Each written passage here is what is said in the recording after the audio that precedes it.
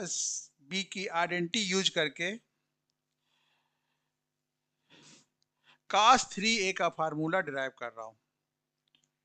cos a plus B की identity use करके cos 3 का फार्मूला डिराइव कर रहा हूं। दिस फार्मूला भी बहुत इंपॉर्टेंट है, क्योंकि कैसे, first cos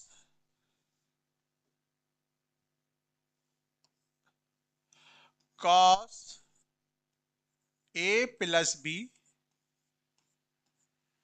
equal to cos a cos b minus sin a sin b। cos a plus b cos a cos b minus sin a sin b, ये identity के थ्रू। तो मैं क्या करूंगा, फर्स्ट इसमें a को a लिखूंगा, b को 2a लिखूंगा। तो cos a क्या होगा, cos a प्लस 2a और cos a cos 2a minus sin a sin 2a। ये ऐसा फार्मूला है, इसमें हमने हर चीज ड्राइव कर चुके हैं ऑलरेडी। cos 2a भी ड्राइव कर चुका हूं, sin 2a भी ड्राइव कर चुका हूं, तो इसमें कोई प्रॉब्लम नहीं, कोई चीज लर्न करने वाली नहीं है। तो क्या करेंगे, cos a को हम लिखेंगे 2 cos स्क्वायर a माइनस 1 और sin a, इसको sin 2 को लिखेंगे 2 sin a cos a। Okay, तो मल्टीप्लाई कर दें तो 2 cos cube a minus cos a, इधर क्या करेंगे 2 sin स्क्वायर लिख देंगे इनटू cos a। तो ये क्या हो जाएगा, 2 cos cube a minus cos a, ये 2 sin स्क्वायर को लिख देंगे 1 माइनस cos स्क्वायर a और इनटू cos a। तो क्या हो जाएगा, 2 cos cube a minus cos a minus 2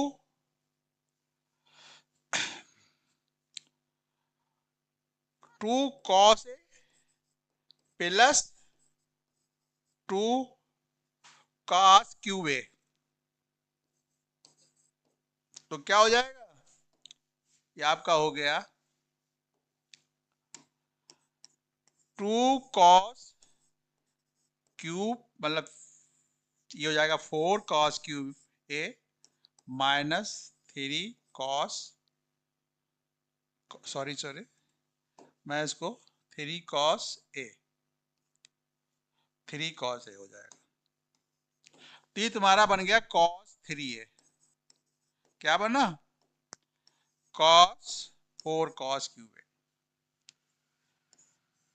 ठीक है, मैं इसमें थोड़ा सा एक ट्रिक बताता हूं आपको। स्टूडेंट कंफ्यूजन होता है जब फार्मूला लिखते हैं, क्या कंफ्यूजन होता है, कभी 4 cos क्यूब पीछे लिखेंगे, कभी ये लिखेंगे। मैं बहुत इंपॉर्टेंट ट्रिक बताने जा रहा हूं, ध्यान देना। मतलब ये टर्म शिफ्ट कर देते हैं, उनको ये नहीं पता होता कि इधर 3 cos होगा कि माइनस 4 cos क्यूब होगा। बहुत इजी ट्रिक है, इसको चेक करने की करेक्ट है कि नहीं। आप क्या कर सकते हैं इसमें, बहुत इंपॉर्टेंट चीज बता रहा हूं, इसमें ध्यान देना। इसमें अगर मैं a की वैल्यू 0 सपोज कर लूं, क्या कर लूं, लेट a की वैल्यू 0, तो ये क्या हो जाएगा, साइन 3 इंटू 0, सॉरी ये हो जाएगा आपका, क्या हो जाएगा, cos 3 into 0 4 cos cube 0 3 cos A 0 degree, और ये कितना हो जाता है, ये 1 होता है कॉस 0, ये ए भी 1 होता है, ए भी 1 होता है, तो 1 इक्वल 1। मतलब फार्मूला अगर आपको कंफ्यूजन हो तो आप इस तरह चेक कर सकते हैं। अगर ये बैलेंस ना आए रिजल्ट तो समझ लेना कि ये फार्मूला मैंने गलत लिखा है। इसी तरह आप साइन 3a का भी फार्मूला, मैंने कोई भी फार्मूला आपको चेक करना है गलत लिखा है कि सही लिखा है, तो आपको मैं एक बहुत इंपॉर्टेंट चीज बता रहा हूं, ए की वैल्यू 0 लिख दो। अगर तुमने ए की वैल्यू 0 या किसी एंगल की वैल्यू डालोगे, left and right both are equal आएगा। अब जैसे साइन 3a का फार्मूला है, साइन 3a होता है, आपने पढ़ा था 3 sine a minus 4 sine cube a, ठीक है। तो इसमें क्या है, अगर ए की वैल्यू 0 लोगे तो लेफ्ट राइट 0 होगा, तो थोड़ा सा अब भी आपको लग रहा हो, अगर दूसरा भी एंगल आप कोई भी इसमें सपोज कर सकते हैं 0 के अलावा भी, अगर दोनों तरफ इक्वल आता है तो आपकी वैल्यू कैसी होगी, सही होगी, कोई गलत नहीं होगी। अब मान लो मैं ले रहा हूं ए की वैल्यू जो सबसे सरल लगे π/2 ले रहा हूं, मतलब 90 डिग्री। ओके, उससे ज्यादा क्लियर आएगा, क्योंकि अगर मैं ए 0 डालता तो पूरा 0 हो रहा, तो इससे क्या पता चले सही गलत। तो ए की वैल्यू मैं ये ले रहा हूं, तो ये कितना हो जाएगा साइन 3 इंटू 90, और ये कितना हो जाएगा 3 साइन 90, ये कितना हो जाएगा 4 साइन क्यूब 90, ये साइन 3 270 हो गया, ये 3 साइन 90 90 रहेगा, और 4 साइन क्यूब मतलब क्यूब 90 है। इसका मतलब क्या हुआ, 270 कितना होता, -1।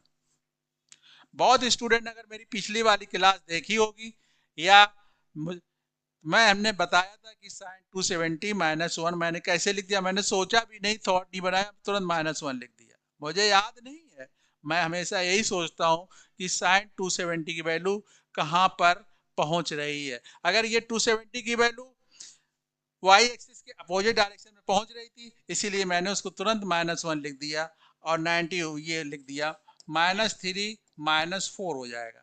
तो -1 equal to -1, both are left and right value क्या है, इक्वल है, तो इसका मतलब ये फार्मूला मैंने सही लिखा है।